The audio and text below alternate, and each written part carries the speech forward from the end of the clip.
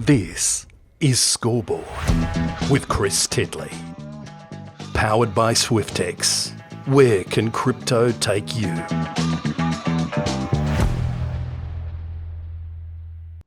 Hi, it's Chris Titley here on today's episode of Scoreboard, the podcast. I'm joined by Wayne Pearce. Wayne, thank you so much for being part of this series. Pleasure, Chris. Look forward to being here. We are sitting here on 19th of January 2026. I am curious, Wayne, 2026, how are you thinking about it?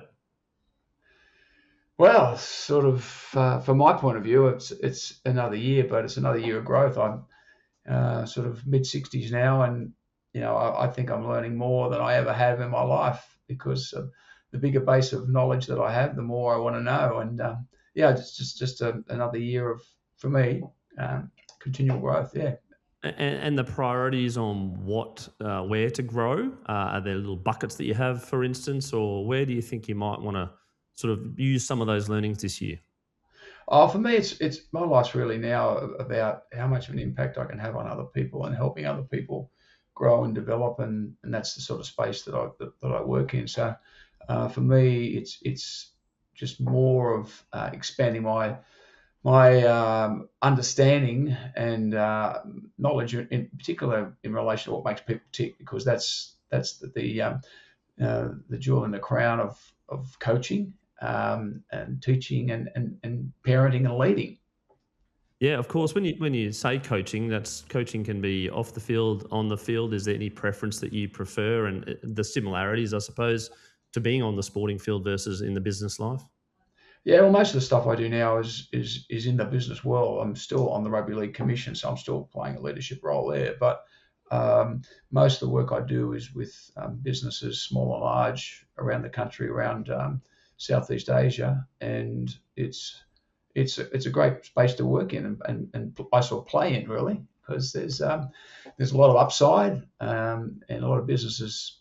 I use the analogy that it's a lot of businesses are still looking at black and white TV because they haven't seen colour TV. They don't really know how good they can be if they get a number of the fundamentals right, because they're still looking at black and white telly.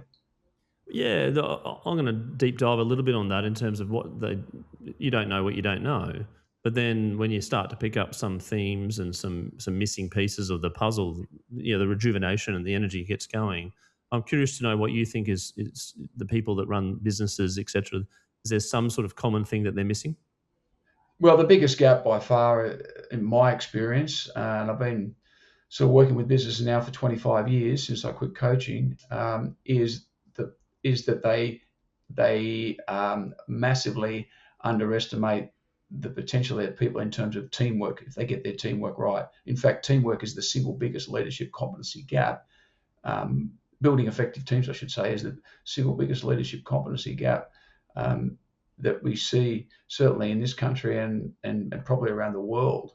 And that's because it's, where do you learn that sort of stuff? Unless you're in a space where you have experienced and coached and understood the elite team dynamic, then understandably most people in business think they're going okay, when in actual fact there's a lot more upside than they realise. The words high performance get thrown around a lot. High performing teams. Do you subscribe to that, I suppose? And in terms of building high performing teams, is there some sort of tips that you give and help with, or you see missing gaps in regards to putting together the composition of a team? Yeah, I mean, I've developed a model, and I've been using that model off the back of my experience in professional sport, elite sport. And it's similar, very similar to what Google came up with about 10 years ago. I've sort of been using it for about 25 years. But Google, they came together as an organization, started back in the late 1990s, but they really were experiencing patchy teamwork right up until the mid-teens. And about 10 years ago, they commissioned a study called Project Aristotle, where it was a data-driven study to look at what it is that drives high performance, because across their organization that they looked at 180 teams through the lens of 250 attributes to try and work out, what made a difference, what didn't make a difference, because they had some teams performing really, really well, but a whole lot of them were just performing below what was expected. And they found that there were 5 critical enablers, but the one stand out by a long way was what they called psychological safety, which was effectively building a platform of trust. And that's something that a lot of businesses don't do very well, but elite sport places a lot of emphasis on that in the environments in which you're operating. If people breach trust, that's dealt with pretty sternly. So there's a number of factors, but that's the pillar, the cornerstone that really any high performance team needs to sort of pivot around. When you gain trust, or the team is working from a trust point of view in terms of the brain and the cognitive approach and the creativity, etc., the difference, I suppose, and also if there's a bit of a misalignment, the compound effect the other way. Yeah, well, there is, because what happens is when you develop strong connections between people feel more trusting. There's a lot more oxytocin that starts to flow through people's bodies, and they start to feel more relaxed. And that space, that connection, and that stimulus of neurochemicals really makes a huge difference to the way that the dynamic of the team appears and feels, and the way they operate. There's a lot more safety in that environment, so people are prepared to share stuff that they maybe previously didn't, and therefore you have a lot more openness, which leads to more innovation. It also allows any potential issues to be nipped in the bud that would otherwise prevent performance, superior performance. And there's a whole lot of benefits that flow from that. When it comes to sort of throwing teams together, and I'm thinking out aloud here, when it comes to like national teams or T20 cricket teams, and they're the dream team or whatever, they come together for 3 months before, or state of origin teams, for instance. How do you kind of build trust in a quick period of time? Is it possible? No, that's a good point. I mean, I can talk about state of origin because I've played and coached in state of origin. And nowadays, you've got a state of origin team that comes into camp before that first game.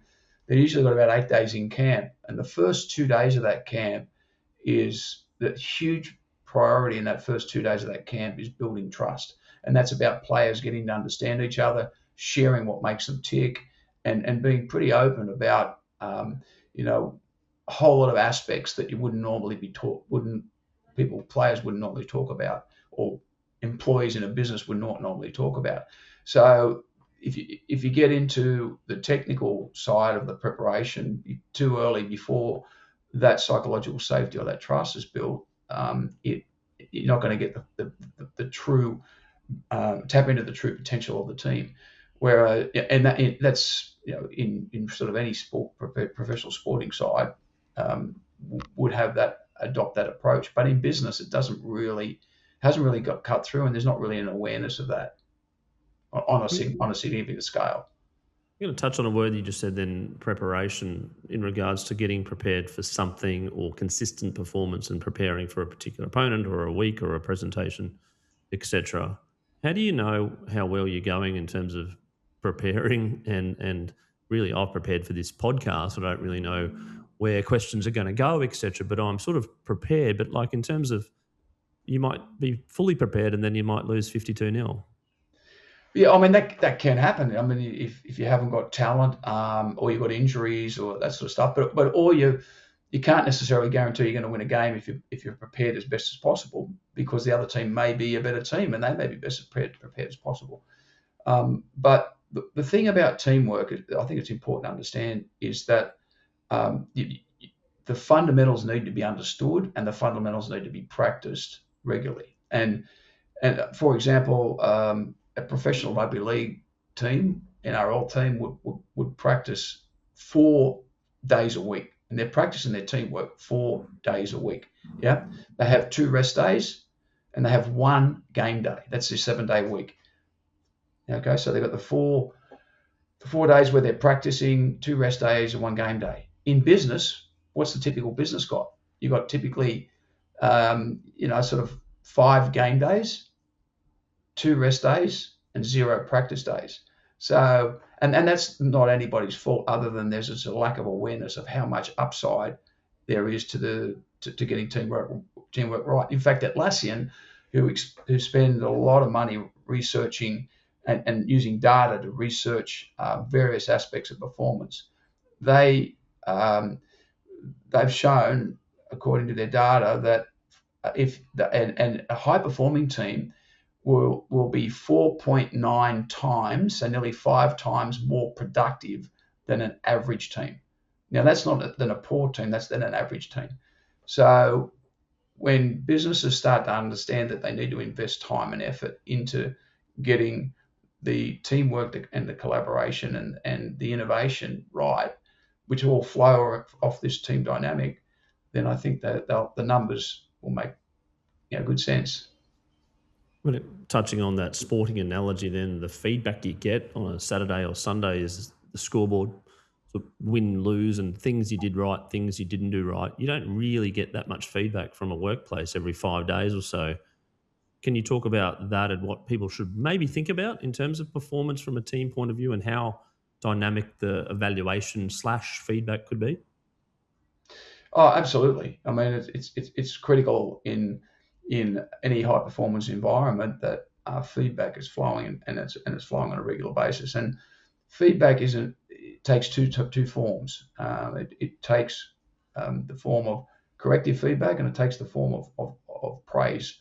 When people talk about there's not enough feedback, they generally think it's corrective and it's negative. Yeah, but just because something is corrective doesn't mean it's negative. In fact, anyone that's in a high performance domain craves corrective feedback because it's somewhat of a gift, and they see it as a gift. It doesn't mean that it's easy to take, because we all have a inbuilt, and it's from childhood really.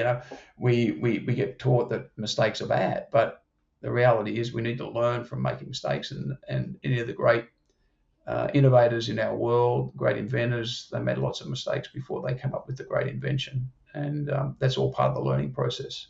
And when it comes to specialization on skills, and in previous podcasts we've had, like, Paul Roos talked about finding his superpower and doubling down and not doing other things, but sort of like focusing on what you're really good at and going hard. I'm curious to know, from a coach's point of view, what you think into individuals and whether they should be doing things like that, and really kind of finding themselves a little bit in terms of what they're really, really good at and going practice, practice, practice. Yeah, absolutely. I mean, the thing, one of the challenges for our education system, and one of the flaws, I believe, in our education system, is that we don't help our students or the children, identify and find what their true strengths are, because the overlap of your strengths along with your passion really give you a good leg up to what it is you're going to be pretty good at. You might be really good fast runner, but you've got no passion for athletics. Your passion might be academically, might be maths, so not so good. But I came across a graphic many years ago, which I think is fantastic, and that is, what's the ideal career?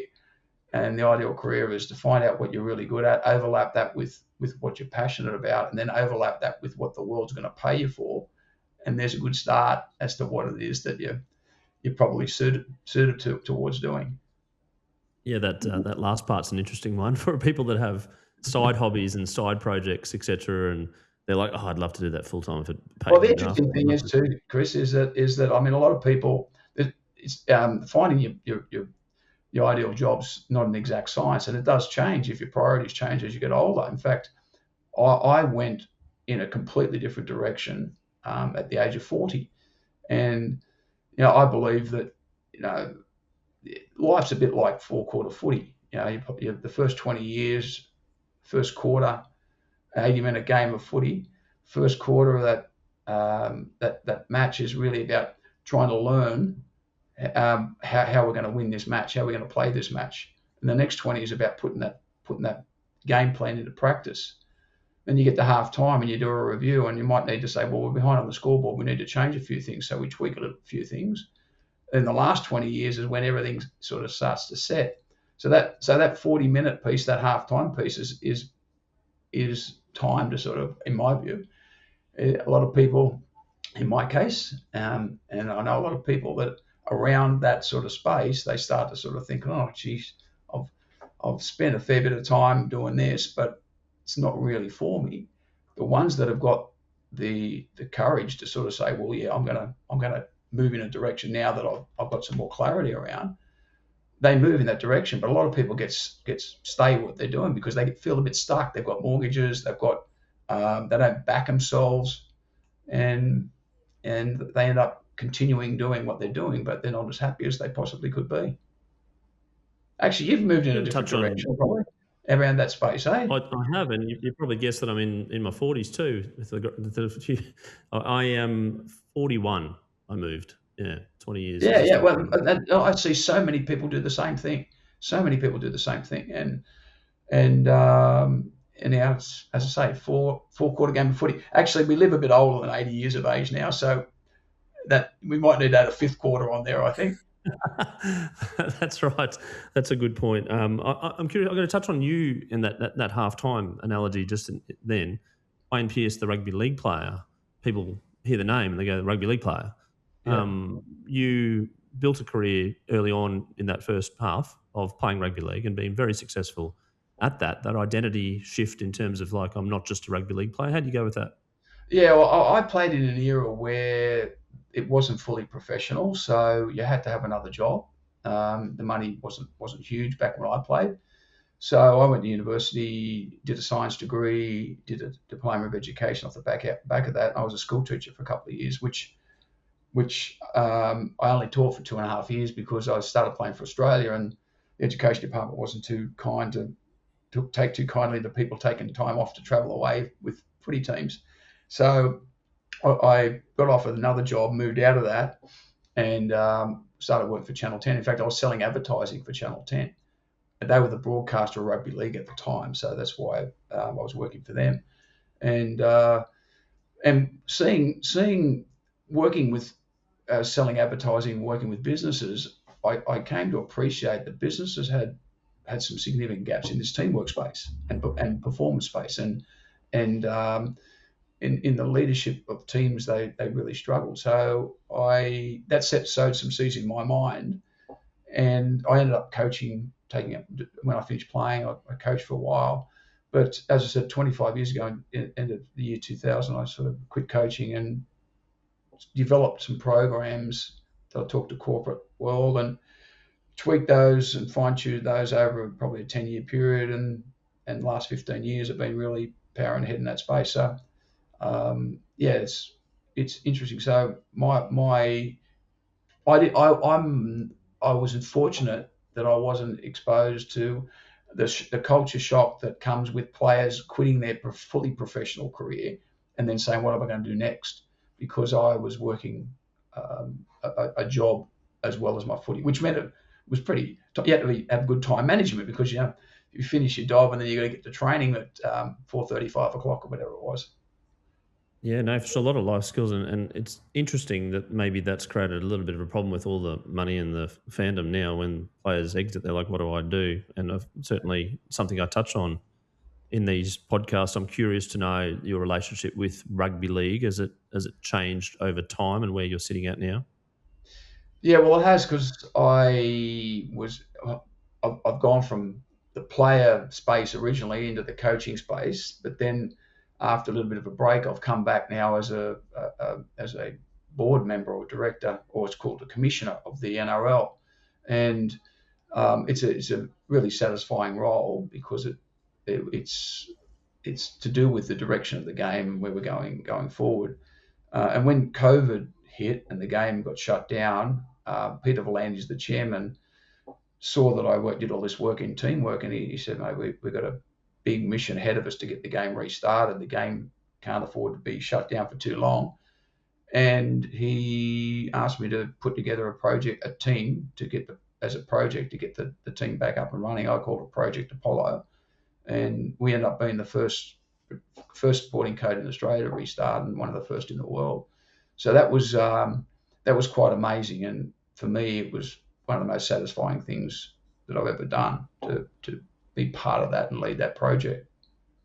There was an unprecedented time. The world had a lot of unknowns in terms of how you thought about it at the time, the clear thinking, the clear decision making when there weren't many answers. What was the, be at your best when your best is needed? Why were you the best at that particular time, and what was it that you were doing right in terms of process and decision making? Yeah, I mean, it was really interesting. People talk about crisis management, but they don't talk about crisis leadership. So crisis management is when you've something goes wrong that you plan for, and you actually just go into to default mode. There's a fire in the building, so there's a crisis management. We've got to get everybody out here. But with COVID, there was no precedent. So I call it crisis leadership because you've got nothing to fall back on, as in a plan. So you've got to start from scratch, and it's really about getting the right people on the team. And what we did was we got some smart heads from across the game, but we fortunately got access to some wise advisors in the COVID space and the crisis leadership space. And one of the guys that really made a big difference, huge difference, was the head of our advisory biosecurity advisory panel, and that was a guy called Professor David Heslop, who was also the advisor for the Army. So he's still involved with us as a code, because he's now in charge of the sort of medical, the research sort of space that we were in. But it was really an effort of across the game where we got everybody connected to a common purpose, and that meant that everybody felt the need to actually comply with what we said that we were going to do to get the outcome that we wanted. And because we had nearly 400 players that we had to get compliance from, and in an environment where you've got a highly contagious virus that's spreading, if the players breach protocols and if the game got shut down again, the players would have to take significant pay cuts to actually keep the game alive. So everybody the players across all the clubs were really compliant because they were connected to this purpose. And that really talks to the importance of purpose in any organisation as well. It's easy for senior management to connect to the purpose, but it's really about getting your people to connect to the purpose, and they need to understand the meaning of what they're doing and get a sense of the impact of what that is for them personally. Looking back at that time, how do you feel? It's coming on to 6 years into March now, and the world and the unknowns around the place and the protocols and the processes, etc. The NRL and other codes and other sports can have shocks, and you've got to be prepared for them. But this one was a little bit different. Yeah, I mean, the world's changing at a faster rate than it ever has, and that's the reality of the situation. And in any sort of changing environment like that, we're all going to get knocked down. At some point, we're going to get knocked down as individuals and collectively as teams. And when you get knocked down, you only got two choices. You either give up or you get up. And it's a lot easier to get up when you're all united, and when people feel that connection and feel that onus for each other. And once again, this comes back to the trust piece, this connection piece, the psychological safety piece. So that's really what we sort of pivoted off with Project Apollo, and the game as a whole really hasn't looked backwards from there. We've gone from every year we've gone from strength to strength, and there's been a whole lot of innovations that Peter Volandes, the chairman, has led, such as Vegas, where we've launched the season over there last 2 years, a third year this year. We've got record numbers of participation and audience and stuff like that. So the game's really bounced back, and COVID was really the turning point. That the game, it was sort of flatlining, but now it's kicked again, and head in the right space. When you think of planning sessions and strategy sessions and long term, how far out do you look? Are you a big, hairy, audacious goal type person, or are you a sort of like a let's play for the next 6 months, 1 year, 2 years, etc.? No, I'm a big believer in setting stretch goals. I'm a big believer in the power of intention. Uh, I believe every day I wake up, I set intentions for the day. If I'm going into meetings, for whatever that meeting is, I'll set an intention before I go into the meeting. And I think a lot of people underestimate the value of intention, because that talks to um, basically helping our mind align with what it is that we want to achieve, such that we're more receptive to stimulus and opportunities around us that are going to help us get there. I mean, not for detail to go into on your podcast, but there's a mechanism in the brain called the reticular activating system that a lot of people don't quite understand how it works. But basically, it's a mechanism that the brain is receiving massive amounts, up to 11, 12 million bits of information per second, but that's coming in from the world around us to the base of the brain, the non-conscious brain. But the conscious brain, what we become aware of, what we take action on, can only process 50 bits per second. So, and there's a mechanism which is like a filtering system called the reticular activating system that basically determines what gets through and allows us we become aware of that we can take action on. And that is heavily influenced by what it is that we want to achieve and what intentions we set. So there's a real science behind the power of goal setting, the power of intention, and the power of setting stretch targets, because then we're able to, when we're clear on that, we're able to see many more opportunities that we didn't see before. We're living in a world where there's streaming services, there's social media, there's the mobile phone. And I'm curious on the fact that maybe some of that may take up some of those decision-making purposes or take a little bit away from the front end of the brain that you talked about. I'm keen to hear your thoughts on Well, that. no, you're absolutely right. There's a whole lot of white noise out there, okay, and that's why it's even more important than ever to get clear on what it is that you want to achieve. The vast majority of people don't understand this concept because it's not really taught anywhere in our education system, um, and because of that, people are vague in terms of what they're seeking to achieve. Because they're vague, the messages and the clarity around what it is that we want is not there. So our reticular activating system doesn't let stuff through that we're going to take notice of, because it hasn't got clear messaging. Do you write Yeah. down your goals?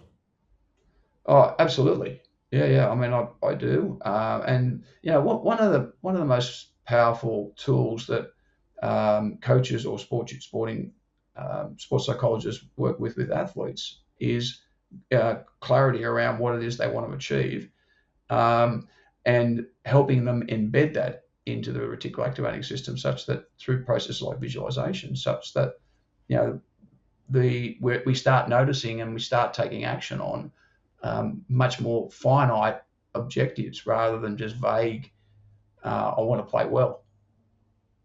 And then when it comes to that focus of the brain, there's emotional energy. When it comes to a little bit of relaxation, a little bit of downtime, do you switch that off? Do you just like go and play golf or do some cooking or something to Oh, kind of just downtime's go, I just critical. need to. Yeah, Yeah. absolutely. Downtime's critical. If you don't get downtime, your brain doesn't have the capacity to regenerate, and you're wasting energy. In fact, relaxation is really critical. As people, go to the gym and you see people working their butt off there, and they're there every day, and they don't understand that if you're there every day, the body's not getting enough downtime to regenerate. And it's the same with the mind. You've got to give it quality sleep, and sleep is nowadays been becoming more and more understood as a priority and a critical success factor, because that's when The vacuum cleaner goes through the brain and clears a whole lot of stuff out of there that's not really serving us. And so downtime is really important. Yeah, I've got a CPAP machine. I've had it for 3 years now. It's just been a game changer, to be honest. Been snoring all my life, and it's game changer for my partner and game changer for me. Except the early part, you had wildly vivid dreams for about 6 months. It was kind of like a little bit weird, but after that, the sleep's been so much better. I call it a premium economy sleep. And just when it comes to silence, there's a lot of noise in the world. Do you try and get some silence when you can, and sort of not put the headphones in, or just go and connect with nature? Yeah, I do actually. I actually paddle on the harbour as my escape. It's a little bit of exercise as well. In fact, it's good exercise. But out on the harbour, I've got a ski that I paddle, and it's actually really relaxing and my little haven that I really enjoy. Yeah, so downtime is very important for me, and that's one way that I get. I do meditate as well. I enjoy the meditation daily, and so that and the paddling on the harbour. What about other things to look forward to in the calendar? Do you sort of get excited about particular, like it's healthy to get excited about things? Yeah, I do get excited about things. Yeah, I get excited when I get quality time away, holidays with my kids and grandkids. Got quite a few, I've got 3 coming, nearly 4 grandkids, another one on the way. That's fantastic. I actually also really enjoy. I'm in a cover band with some really really good musos, professional musos. But Mike Whitney and myself are in a cover band, and we have a lot of fun. It's great to keep that team dynamic happening as we're doing the band. But for me, it's a really good energy. So for me, that I love doing that as well. What do you play, or are you the singer? No, I sing. Yeah, I sing. Wits and I, and we've got another singer in the band as well. We share the songs, and I play rhythm guitar as well. Do you reckon you have a battle of the band off with Six and Out and Brett Lee and the boys? No, we haven't actually done. Actually, I heard they wound their band up. So which was Oh, just did they? telling me, Oh, okay. which was just telling me the other day, which is unfortunate because they've been around for ages. But Six and Out yeah, now, to be honest. yeah, they're out, are they? Six and Out. Over the back fence, they're gone. Yeah, no, they were good. They were probably the first type of band that was sports players orientated. Yeah.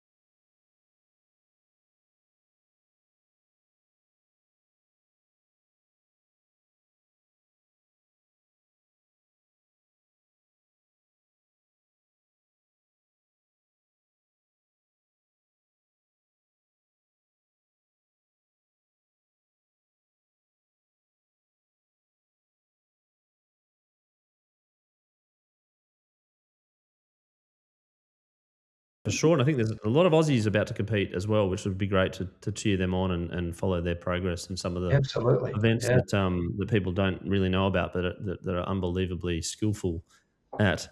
Staying on the topic of sport, I'm curious to know what your all-time favourite sporting moment is, and I preface this that it's not about you, it's about something that maybe you could watch 10,000 times over and over again.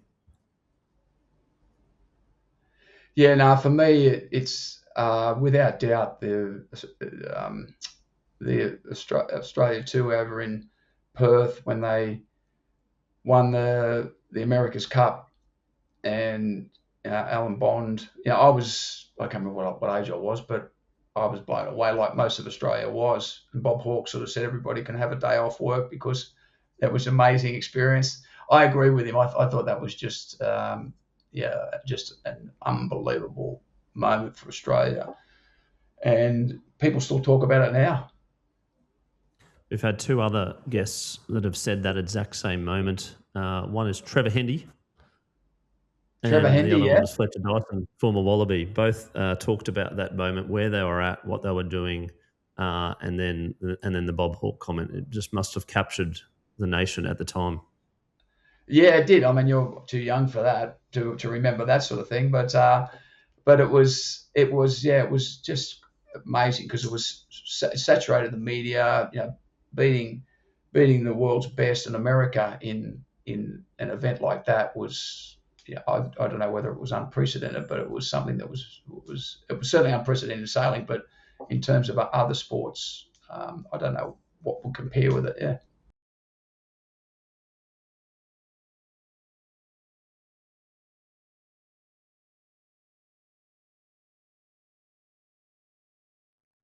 And Wayne, we also have another partner in PocketSmith. PocketSmith is the personal finance app for the household CFO, the one keeping the budget in check, paying the bills, and kicking goals. Over 80,000 Aussies use PocketSmith to track their spending, see their net worth, and plan ahead. And as part of their partnership, we run a little segment with all the sport and the money and all the serious stuff in the world. Wayne, I am curious, do you budget? Are you the CFO of your household? Yeah, I do. I do budget, but I fortunately nowadays I'm not as scrupulous as I used to be. I grew up in an environment where we were penny pinching. I lived as a young kid. Five of us, mum and dad and three kids. We lived in a one bedroom sectioned off part of a house in East Balmain, and so I grew up to be a bit of a Scrooge, really.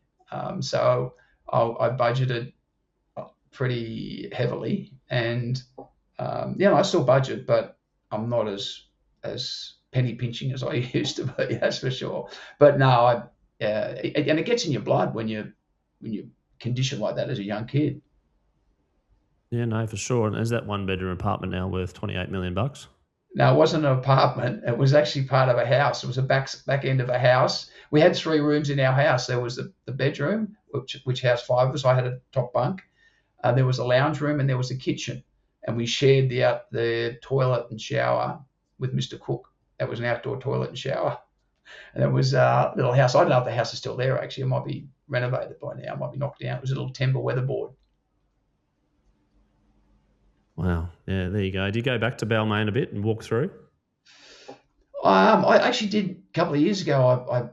I went for a walk around the area, and the house had been all renovated actually, but it sort of set back from it was Duke Street, Duke Place, East Balmain actually, 10 Duke Place was where I lived, and it's funny because that whole area. In fact, I tell you what was funny. It was only a couple hundred meters down to Mort Bay, which was a bay in the harbour, and myself and my brothers, we used to swim in the harbour freely up until I think we were like early teens, because what happened was there was a movie called Jaws came out,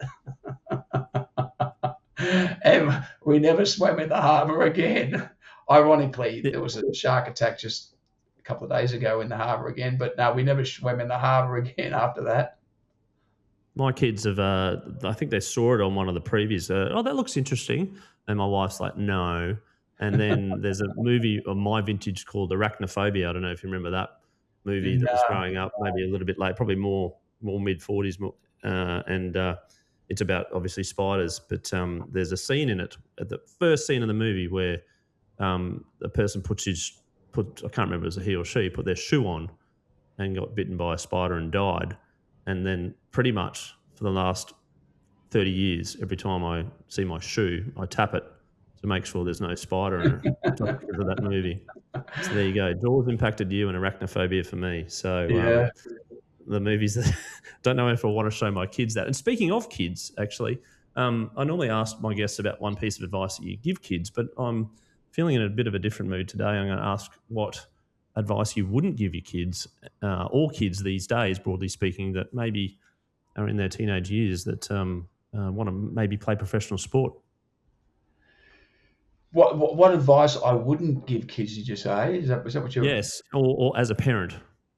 Um, as a parent, I wouldn't advise them to spend exorbitant amounts of time on social media, because I do think, it's difficult to police the government guidelines that are put in place for kids. But I do believe that the intent's right, and that kids are spending too much time on there and being influenced by people that either don't have the right intentions or are misguided, and and a bit of bullying as well. So yeah, that's certainly what I would. And then contrary to that, someone that is wanting to be or play at the highest level at the early age, I'm talking about middle teenage years, that shows some talent and maybe Yeah. loves the sport. Some advice there for you to give them.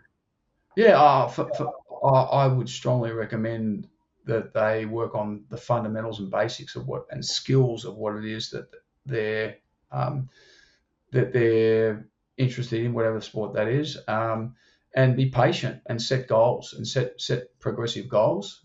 Um, and for me, the big plus was, my dad died when I was quite young. I was 14 when he died, but I had a mentor that basically, when he died, that sort of guided me and gave me encouragement. And if there's parents here that can see talent in their children, just help them believe in themselves, because the biggest challenge, I believe, I'm a big believer that belief is the single most important thing that you can have. And when I say most important, I believe it's even more important than skill, because there's plenty of people like myself that weren't terribly skillful, but we had belief and work ethic, and we can achieve in business or in sport. Yeah, I love that. The belief of it comes from obviously self belief and others believing in you. There's a lot of noise around, like, oh, you can do it, you can, etc. But at the end of the day, it's really kind of defining what you want to believe in and where you want to go to, and that for me is a little bit tricky sometimes about where you is it tangible? Is it like play for Australia, or is it be the best person I possibly can to try and play for Australia? I'm curious to know your thoughts on that. Yeah, I mean, there's plenty of research around that talks to the fact that, there's a lot of parents that are telling their kids how good they are, but the reality is that's not going to make a difference unless the child genuinely believes that they are good, and that comes from, generally, and most of the time, it comes from progressive progress towards a desired outcome or desired goals. And yeah, sure, the parents or leaders in business can play a significant role by helping the child understand the journey is progressing. But by just saying, you're great, without having some evidence behind that, it's pretty empty sort of feedback you give to the child or whatever. So I mean, I'm a big believer in that, and that's pretty much what coaching is all about in footy teams. It's about giving um, players helping instill belief in the players and the team that they can become their best. There's a skill set that's technical, yep, that's for sure. But in a lot of clubs nowadays, in a lot of sports, the technical skill set is the assistant coach. The head coach is very much more anchored in the head, getting into the heads of the players. And there was, for a long time there was a misnomer that coaches had to be the smartest people in the club. But the reality is that coaches need to have smarts around them, but a really good coach has the ability to connect with the different types of people and get them to understand. The same as the leaders in business. And and that's why it's really important to understand a little bit of the science of what makes people tick. There's pretty six sort of buckets of motivators for people, and some people are motivated by a sense of achievement. Some people are motivated by a sense of challenge. Um, some people are motivated by that connectivity to people, and that's information and knowledge that you can take on board as a coach or as a leader in business to actually understand what motivates Chris as opposed to what motivates Wayne. And they could be the same, but there's generally subtle differences. Just touching on that, and we're going to wrap up in a second, but I'm curious to know around the word sacrifice. Some people call it investment, like the things you have to miss because you want to be the best or you want to be the number one. I want to get Wayne's point of view on that. Can you balance a lot of things okay to be the best, or do you just have to throw out going to your mates' weddings and stuff like that? Yeah, I mean, you've got to make sacrifices for sure. And there's only a certain amount of time. And in fact, if you want in sport, there's only a finite period of your life that you can really utilize to get to where you want to get in rugby league or professional football codes. It's sort of done and dusted by mid-30s, and it's really important to get a sense of time management in that space and utilize that part of your life appropriately. So now, for me, my mission is really family and kids, grandkids, but it's also about, from the business perspective, just wanting to make the biggest possible difference I can to as many people as I possibly can around me. So that's really what drives me. Absolutely, and waking up and repeating that and thinking about that in your head, it's got to give you energy. Like I'm getting energy just from hearing that. So that's certainly something which gives you drive and passion, and people need to. It's a little bit hard to find it, but once you find it, your sparks. Well, and when you talk about sacrifices, people sort of that know me think, and I've never touched alcohol in my life, and that was for me, that was an anchor. The more that people pushed me to drink alcohol, the more firm and rigid I stayed in that I wasn't going to, because for me that was that showed that I had strength. But I mean that was fueled by the fact that my father was a pretty heavy alcoholic, and I saw a lot of things that weren't desirable in his behaviours when I was young, and that sort of turned me off and never started. But but you've got to make sacrifices in my view, sacrifices because there's not enough time to do everything, and detracts from the focus if you want to do a whole lot of stuff if it's not in alignment with where you want to get to. Yeah, I suppose that alignment piece is exactly, people might want to not be the number one in the world, but might align themselves to be a better father or mother or something, and that's their thing. So therefore you focus on that, right? I believe every single person on this planet has an avenue of greatness. They might be great with interpersonal relationships. They might be great with numbers. They might be great with athleticism.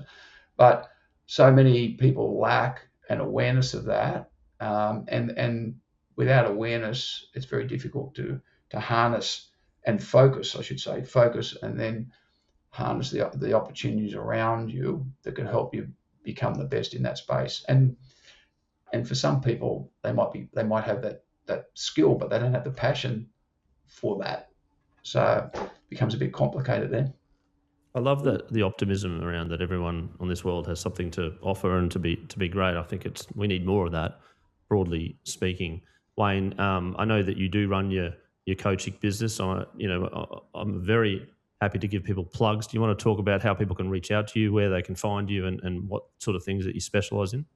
I sort of specialise in helping people and teams become the best version of themselves, really. And that there's a whole skill set in that that relates to personalities, as well as in personality, understanding yourself, understanding others, how we can work better together as teams, and effectively leadership skills as well, because leading is